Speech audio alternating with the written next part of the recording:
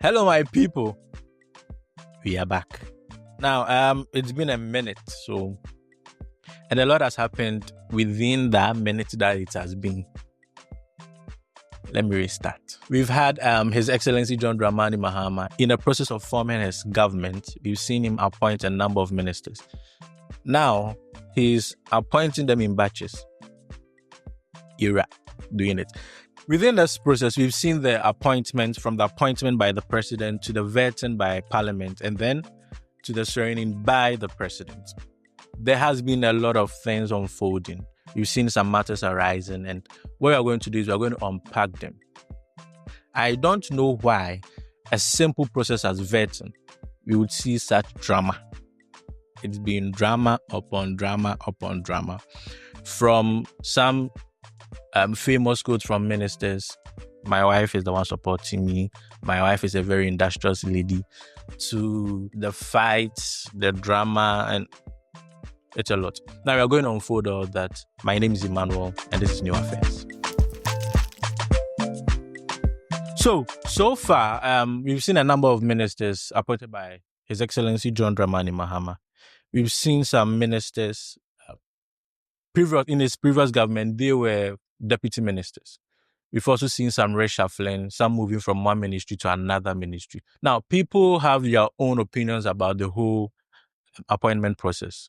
People have been asking questions about what actually did His Excellency John Dramani Mahama look at in selecting these people. Honestly, in my opinion, I feel for every person that has been selected as a minister, they have, one way or the other, have shown that they will be able to carry out whatever they are supposed to do. So we believe that somewhere along the line, even if they are not performing well, from the way His Excellency John Dramani Mahama has started the whole process, I know very well that if someone is not performing, the person will be reshuffled. The drama that unfolded during the vet. My issue with the drama is we saw this drama in the 8th Parliament.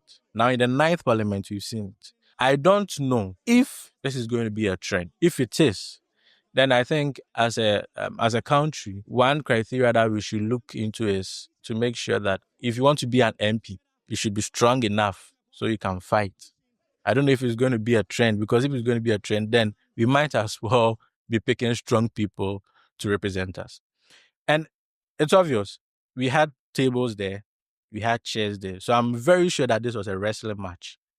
The only thing that we lacked was a ladder. And then it would have been table, chairs, and ladder. How can a whole honorable member of parliament pick up a chair and place it on a table? Or because there's a disagreement. Now, we don't want to pick sides. The minority, and they call themselves the mighty minority, or they have their own case that there is this disagreement between the majority and the minority. And the majority is trying to do things without informing the minority. The majority is also saying, now they also have their own case. We don't want to go much into that.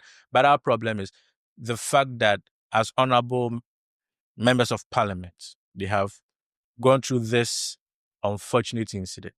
Now, it is a disgrace to them as a member of parliament and then to the country. Shifting from that, they have apologized. We have the minority coming out to condemn the act. Majority has done the same thing. Let's move forward to what I have a problem with. The Speaker of Parliament, in his way of responding to this incident, actually suspended some members of parliament. Now, people have had their own opinions on that. People are saying he's acting like a headmaster. He has denied that, but in his response to that, he made a very profound statement that if they are students, then definitely there should be a headmaster. And I think it makes sense.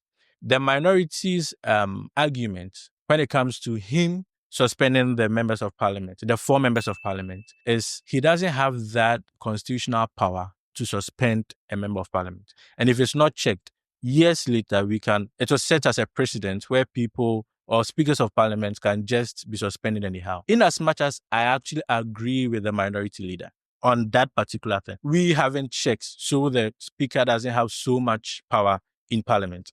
I feel that the action taken by the Speaker of Parliament with this particular case made sense. It's a very sad thing to see members of Parliament behave this way. but who are we? Now, within the week, we've seen that the suspended members of parliament, after both sides came together, had some discussions and agreement, they have been reinstated. They are back in parliament. The issue now is, why is there a committee to investigate the whole issue? We had media outlets in the what was the place called? The appointment committee room. We had the big media houses, and it was live. So why do we have to set up a committee to investigate something that we all saw? I mean, and then we have people going there giving their own account. We saw everything.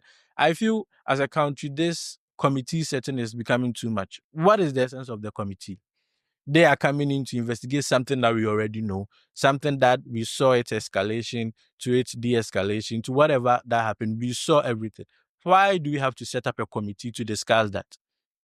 I don't know if the committee, they're going to enjoy any benefits, but if they're going to enjoy, then it's just a waste of time. Now, we've also seen the minority. We've seen the minority come out to condemn some of the actions of the ad hoc committee. They have made some allegations. We don't know how that is going to turn out, but within the week, we are going to see that. His Excellency John Dramani Mahama has selected or has appointed some deputy ministers, and they will also go through the vetting process in the coming weeks. Hopefully, we are hoping for the best, that nothing like the drama that ensued will happen again. Please, members of parliament, we are advising you. You take this advice as your constituents advising you. I know it's a two-sided parliament. It's either you are for MPP or you are for NDC. And there is that pressure coming from both parties.